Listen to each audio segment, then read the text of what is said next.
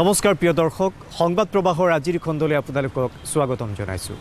বিগত সপ্তাহৰ কেইটামান গুৰুত্বপূৰ্ণ খবৰৰ সৈতে মই নৱজিত ডেকা। আজিৰ সংবাদ প্ৰবাহত আছে ধেমাজিত অসম কেবিনেটৰ গুৰুত্বপূৰ্ণ বৈঠক, সমগ্ৰ বিশ্বৰ লগতে অসমতো বিশ্ব পৰ্যটন দিৱস পালন, বিনা প্ৰতিদ্বন্দ্বিতাৰে ৰাজ্যসভাৰ আসনত বিজয়ী সৰ্বানন্দ সোণোৱাল, নগাঁও আৰু কাছাৰকলৰ কৰ্মচাৰীৰ বাবে বৃহৎ সকাহ আৰু অসম চৰকাৰৰ 4টা ই-পৰ্টেল মুকলি আৰু মুখ্যমন্ত্ৰীৰ উত্তৰ অসম ভ্ৰমণ। প্ৰিয় দৰ্শক, ডক্টৰ হিমন্ত বিশ্ব শৰ্মাৰ নেতৃত্বত গঠিত চৰকাৰৰ কেবিনেট বৈঠকত সিদ্ধান্ত হৈছিল যে প্ৰতি মাহে যি 4খন কেবিনেট বৈঠক অনুষ্ঠিত হয় তাৰ এখন দিছপুৰৰ বাহিৰত অৰ্থাৎ অন্য জিলাত অনুষ্ঠিত কৰিব। আৰু সেই মৰ্মে বিগত সপ্তাহত ধেমাজিত এই কেবিনেট বৈঠক অনুষ্ঠিত হয়। সংবাদ প্ৰবাহত আৰম্ভণিতে দিব খুজিছোঁ এই কেবিনেট বৈঠকত যি সিদ্ধান্ত হ'ল সেই সিদ্ধান্তসমূহৰ বিষয়ে কিছু খবৰ। বিগত সপ্তাহৰ বৃহস্পতিবাৰে মুখ্যমন্ত্ৰী ডক্টৰ হিমন্ত বিশ্ব শৰ্মাৰ অধ্যক্ষতাত ধেমাজি জিলা উপায়ুক্তৰ কাৰ্যালয়ত অনুষ্ঠিত অসম কেবিনেটৰ এখন বৈঠকত কেইবাটাও গুৰুত্বপূৰ্ণ সিদ্ধান্ত গ্ৰহণ কৰা হয়। বৈঠকৰ অন্তত এখন সংবাদমেলত মুখ্যমন্ত্ৰী ডক্টৰ শৰ্মাই কেবিনেটে গ্ৰহণ কৰা সিদ্ধান্ত সম্পৰ্কে সদৰি কৰে। আজি আমি মটকৰ চাৰ্টিফিকেটৰ দায়িত্ব এতিয়াৰ প্ৰায় সদৌ অসম মটক সন্মিলনীৰ ওপৰত ন্যস্ত কৰিছোঁ। মটক মানুহৰ চাৰ্টিফিকেট, মটক লোকৰ চাৰ্টিফিকেট মটক সন্মিলনীয়ে দিব আৰু ডিচিয়ে কাউণ্টাৰ চাইন কৰিব। তেওঁলোক আৰু অবিচি বৰ্ডত যাব নালাগে। ধেমাজি কেবিনেট বৈঠকৰ পিছত মুখ্যমন্ত্ৰী ডক্টৰ হিমন্ত বিশ্ব শৰ্মা উভতাৰ পথত লখিমপুৰ চিকিৎসা মহাবিদ্যালয়ৰ কৰ্তৃপক্ষ আৰু চিকিৎসকসকলৰ লগত এক আলোচনাত মিলিত হৈ তৎকালেই চিকিৎসা মহাবিদ্যালয়খনৰ কাম কাজ আৰম্ভ কৰিবলৈ নিৰ্দেশ দিয়ে। হস্পিটেলখন আমি 2022 চনৰ জুন মানত আৰম্ভ কৰিছোঁ। গোটেই অসমত একেলগে 13খন কেঞ্চাৰ হস্পিটেল আৰম্ভ হ'ব আৰু গোটেইবিলাক হস্পিটেলৰ কনষ্ট্ৰাকশ্যন ক'ৰবাত 60%, ক'ৰবাত 70% এনেকৈ আছে। ক'ভিডৰ কাৰণে 1 বছৰ পিছুৱাই গ'ল। কিন্তু 2022 চনত আমি গোটেই অসমত যিমান কেঞ্চাৰ হস্পিটেল কৰিছোঁ একেলগে একেদিনাই উঠিম। প্ৰিয় দৰ্শক, অসম পৰ্যটনৰ বিপুল সম্ভাৱনাৰে পৰিপূৰ্ণ এখন ৰাজ্য আৰু অসম চৰকাৰে অসম পৰ্যটনৰ বিকাশ আৰু প্ৰচাৰৰ বাবে বিভিন্ন পদক্ষেপ গ্ৰহণ কৰিছে। বিগত সপ্তাহৰ 27 ছেপ্টেম্বৰ তাৰিখে সমগ্ৰ বিশ্বজুৰি পালন কৰা হয় বিশ্ব পৰ্যটন দিৱস। অসমতো বিভিন্ন কাৰ্যসূচীৰে বিশ্ব পৰ্যটন দিৱস পালন কৰা হয়। বিগত সপ্তাহৰ সোমবাৰে বিশ্বত পালন কৰা হয় বিশ্ব পৰ্যটন দিৱস। সমগ্ৰ বিশ্বৰ লগতে অসমতো বিভিন্ন কাৰ্যসূচীৰে এই দিৱস পালন কৰা হয়। এইবাৰৰ বিশ্ব পৰ্যটন দিৱসৰ বিষয়বস্তু হৈছে গ্ৰহণীয় বৃদ্ধিৰ বাবে পৰ্যটন। কেন্দ্ৰীয় পৰ্যটন মন্ত্ৰালয়ৰ উদ্যোগত পৰ্যটন দিৱস পালন কৰা হয়। আনহাতে বিশ্ব পৰ্যটন দিৱস উপলক্ষে মুখ্যমন্ত্ৰী ডক্টৰ হিমন্ত বিশ্ব শৰ্মাই পৰ্যটকসকলক অসমৰ সৌন্দৰ্য উপভোগ কৰিবলৈ আমন্ত্ৰণ জনায়। বিশ্ব পৰ্যটন দিৱসৰ দিনা কাজিৰঙা পৰ্যটন ক্ষেত্ৰৰ বাবে এক সুখবৰ। কাজিৰঙাৰ বাবে অহা পৰ্যটকে লাভ কৰিব এক নতুন বিনোদনৰ সমল। কহৰা বনাঞ্চলৰ মিহিমুখত নিৰ্মাণ কৰা হৈছে এলিফেণ্ট ফিডিং চেণ্টাৰ। কাজিৰঙা ৰাষ্ট্ৰীয় উদ্যানৰ বিভাগীয় হাতীসমূহক মাউতসকলে পৰিচৰ্যা কৰা দৃশ্য কেন্দ্ৰটোৰ পৰা স্বচক্ষে প্ৰত্যক্ষ কৰিব পাৰিব পৰ্যটকে। এক নিৰাপদ বেষ্টনীৰ পৰা হাতীৰ লালন পালনৰ মনোমোহা দৃশ্য উপভোগ কৰিবলৈ পোৱাটো পৰ্যটকৰ বাবে নিঃসন্দেহে হৈ পৰিব আকৰ্ষণীয়। ইতিমধ্যে কেন্দ্ৰটোৰ কাম প্ৰায় সম্পূৰ্ণ হোৱাৰ পথত। কালিৰে পৰা কাজিৰঙা ৰাষ্ট্ৰীয় উদ্যান পৰ্যটকৰ বাবে মুকলি কৰি দিয়া হৈছে আৰু এনেদৰে পৰ্যটকক আদৰিবলৈ সাজু হৈছে কাজিৰঙা ৰাষ্ট্ৰীয় উদ্যান। ইয়াত বৰ্তমান আমাৰ ডিৰেক্টৰ ছাৰে এইটো হাতী দানা খুৱাব পৰাকৈ আৰু মানে আপোনাৰ পানীও খাব পৰাকৈ মানে কৈছে। এইটো মানে ভিতৰত মানুহখিনি থাকিব, বাহিৰত হাতীখিনি থাকিব পৰ্যটকৰ কাৰণে চাবৰ কাৰণে। এইটো বাহিৰত হাতীখিনি থাকিলে দানা চানা খাব। সিপাৰে বেৰ এখন দিয়া আছে, বেৰখনৰ সিপাৰে মানে মানুহখিনি থাকিব যাতে হাতীও কোনো পধ্যে মানে আক্ৰমণ কৰিব নোৱাৰে। ভাল হ'লেও বেয়া হ'লেও তে মানুহখিনি তেনেকৈ থাকিব পৰা সুবিধা কৰি দিছে।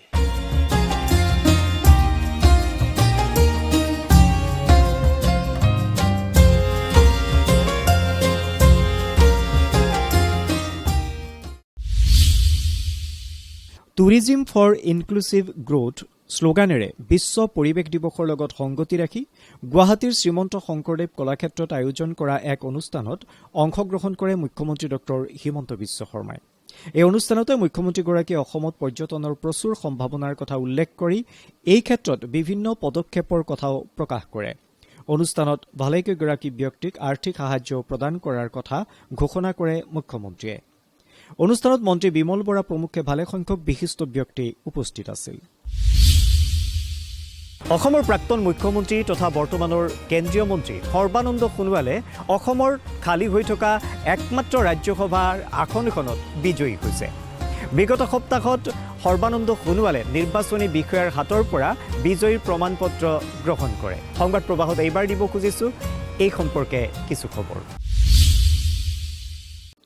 কেন্দ্ৰীয় মন্ত্ৰী সৰ্বানন্দ সোণোৱাল অসমৰ খালী হৈ থকা একমাত্ৰ ৰাজ্যসভা আসনখনৰ নিৰ্বাচনত বিনা প্ৰতিদ্বন্দ্বিতাৰে নিৰ্বাচিত ঘোষণা কৰা হয়।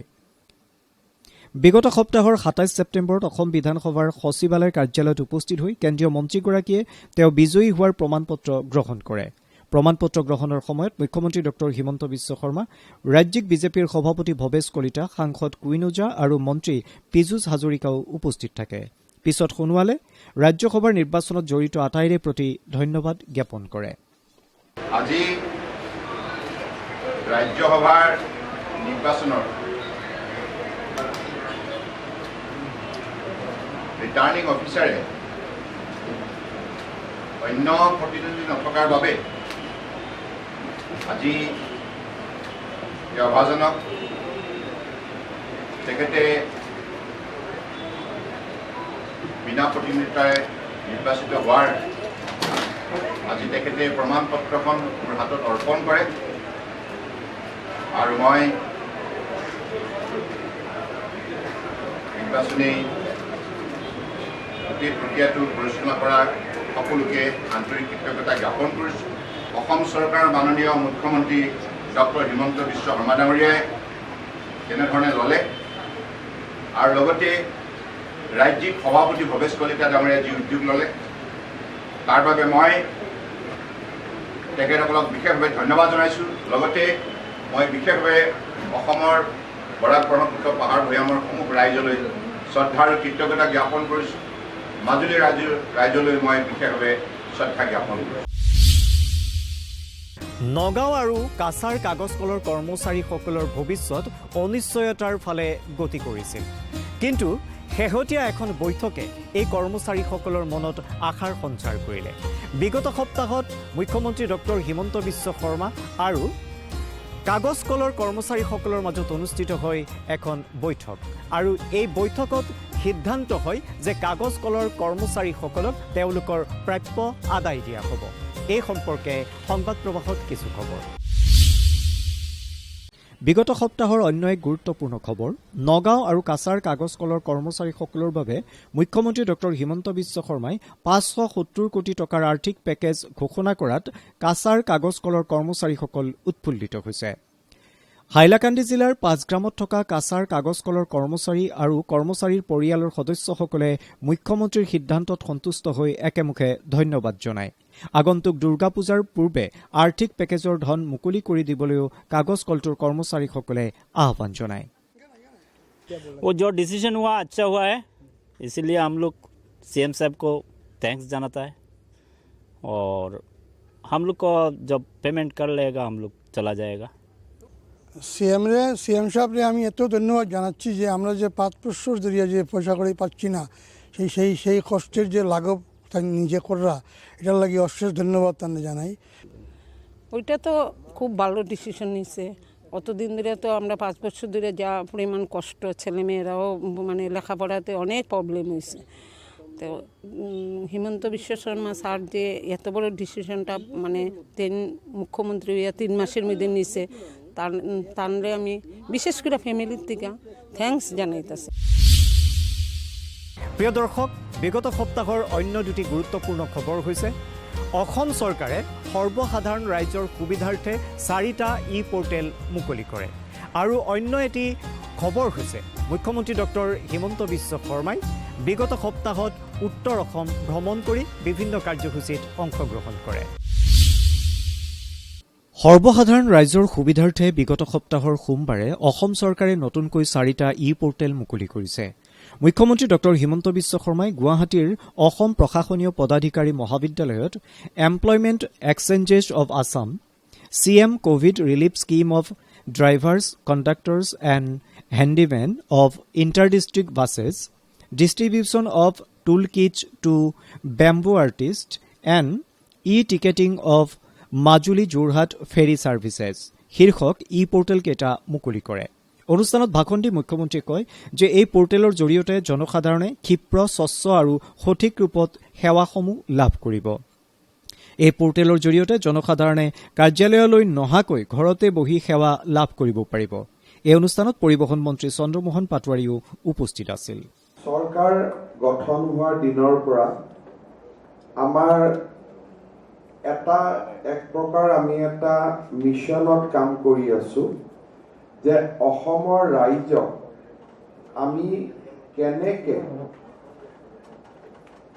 এক সেৱা আগবঢ়াব পাৰো, যি সেৱা পাবৰ কাৰণে ৰাইজ চৰকাৰী কাৰ্যালয়ত আহিব নালাগে, ঘৰতে বহি টেকনলজিৰ সুবিধা লৈ সেই সেৱাসমূহ গ্ৰহণ কৰিব পাৰে। যে এজন যুৱক যুৱতীয়ে যেতিয়া চৰকাৰী চাকৰিত নিযুক্তি হয় তেতিয়া পুলিচ ভেৰিফিকেশ্যন তেওঁ ৰখিব নালাগে, সেল্ফ চাৰ্টিফিকেশ্যন যে মোৰ বিৰুদ্ধে কোনো অভিযোগ নাই বুলি নিজে লিখি দিলে আমি তেওঁক চাকৰিত যোগদান কৰিব দিম। দ্বিতীয় অফিচত আমি ৰিচেণ্টলি আমি লাৰ্ণাৰ লাইচেন্সখন আমি কৰিলো কি যে you can take it on portal.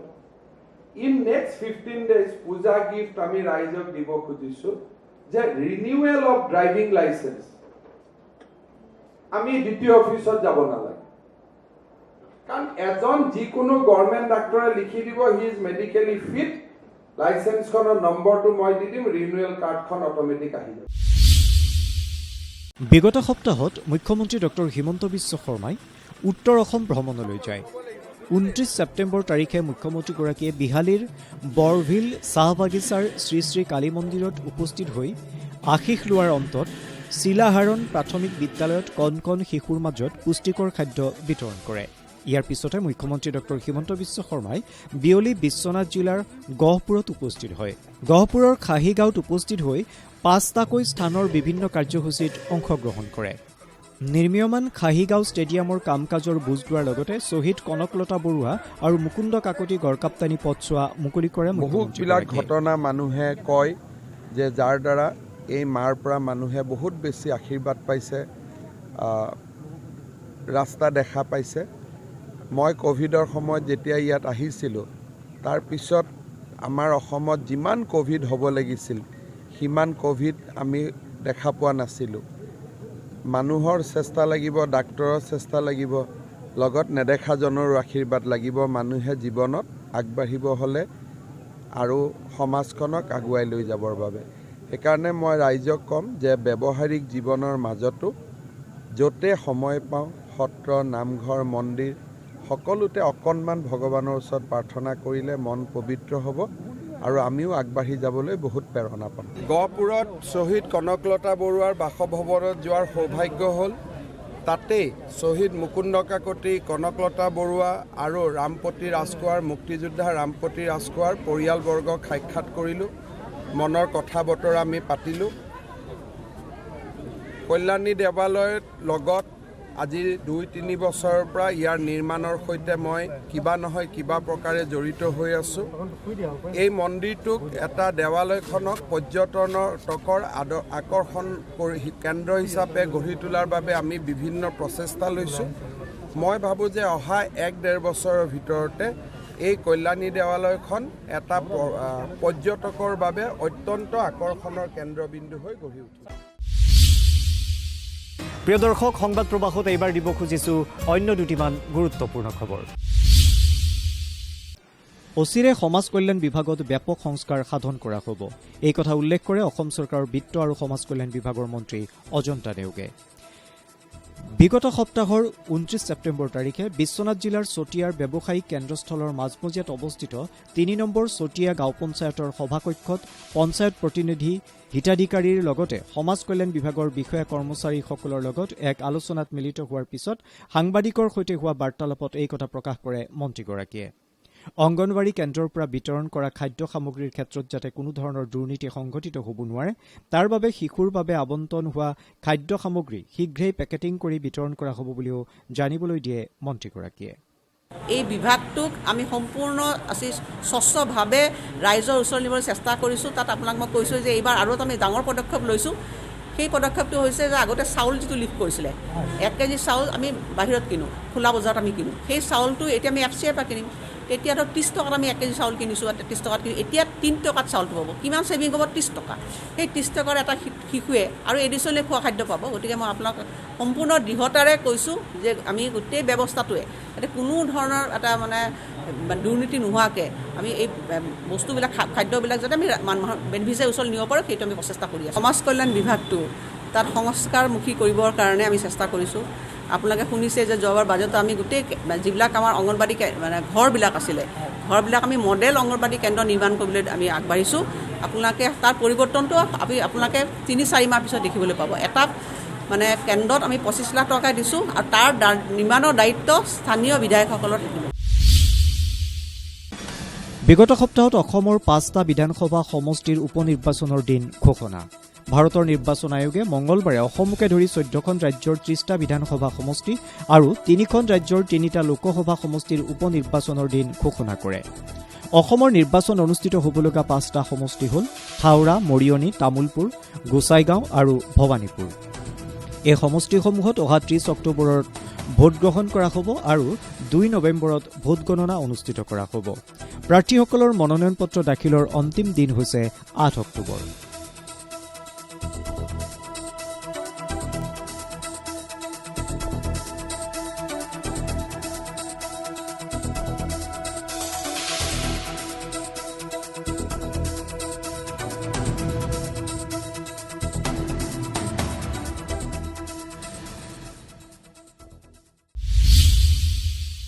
ৰাজ্যৰ জনস্বাস্থ্য কাৰিকৰী খাদ্য আৰু অসামৰিক যোগান মন্ত্ৰী ৰঞ্জিত দাসে বিগত সপ্তাহত আমিনগাঁওস্থিত উপায়ুক্তৰ কাৰ্যালয়ত উপস্থিত হৈ উপায়ুক্ত কৈলাশ কাৰ্তিক এনৰ লগতে অতিৰিক্ত উপায়ুক্ত আৰু উচ্চপদস্থ বিষয়াসকলৰ সৈতে এক বৈঠকত মিলিত হয়।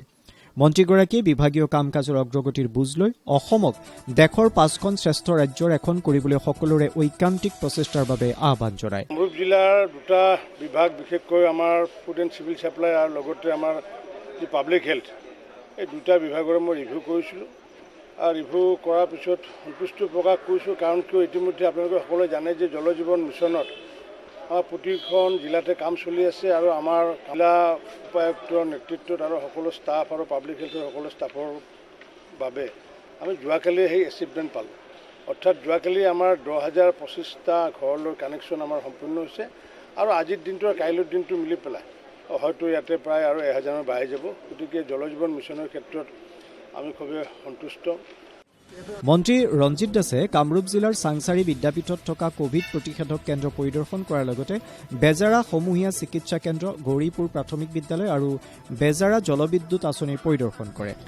কেবিনেট বৈঠকলৈ যোৱা মন্ত্ৰীসকলক জিলাই জিলাই ৰূপায়ণ হৈ থকা আঁচনিসমূহৰ পৰিদৰ্শনৰ বাবে মুখ্যমন্ত্ৰীয়ে দিয়া নিৰ্দেশৰ পিছতে কামৰূপ জিলাৰ বিভিন্ন আঁচনি পৰিদৰ্শন কৰে মন্ত্ৰীগৰাকীয়ে। যে যাতে অন্য ডিপাৰ্টমেণ্টবোৰৰ কেনেকুৱা কি চলি আছে বাকী মন্ত্ৰীবোৰে যাতে গম পায়। মই এতিয়া পাব্লিক হেল্থৰ মই মন্ত্ৰী হিচাপে মোৰ নিজৰ ডিপাৰ্টমেণ্টৰ গোটেইখিনি কথা জানো, কিন্তু আজি যেনেকুৱাকৈ আমাৰ FROখন আজি মই ভিজিট কৰিলোঁ, তো FROৰ ইমান সুন্দৰ এটা পৰিৱেশ, স্বাভাৱিকতে দেখিলে মোৰো এটা ধাৰণা এটা হ'ব যে বাকী FROবোৰ কৰিব লাগিব বা এই ডিপাৰ্টমেণ্টৰ বিভাগৰ কিছু কথা যাতে সমস্যাৰ কথা যাতে গম পাওঁ। ঠিক তেনেকুৱাকৈ অংগনবাড়ী চেণ্টাৰৰ কথা যেতিয়া গম পাম, ছ'চিয়েল ৱেলফেয়াৰৰ কথা গম পাম, এনেকুৱা এটা নতুন চিন্তা চৰ্চাৰে মাননীয় মুখ্যমন্ত্ৰী ডাঙৰীয়াই আমাক নিৰ্দেশ দিছিলে আৰু সেইটোৰ আধাৰত আজি আমি এই কামৰূপ জিলাৰ আমি এই সমষ্টিৰ প্ৰায় 5টা সমষ্টিৰ 5টা চেণ্টাৰ আমি স্কিম ভিজিট কৰিলোঁ আৰু গোটেইবোৰ ভিজিট কৰি পেলাই মই নথৈ আনন্দিত। প্ৰিয় দৰ্শক, এয়াই আছিল সংবাদ প্ৰবাহৰ আজিৰ খণ্ডৰ খবৰ। পৰৱৰ্তী সপ্তাহত আৰু কেইটামান গুৰুত্বপূৰ্ণ খবৰৰ সৈতে মই নৱজিৎ ডেকা আপোনালোকৰ সন্মুখত পুনৰ উপস্থিত হ'ম।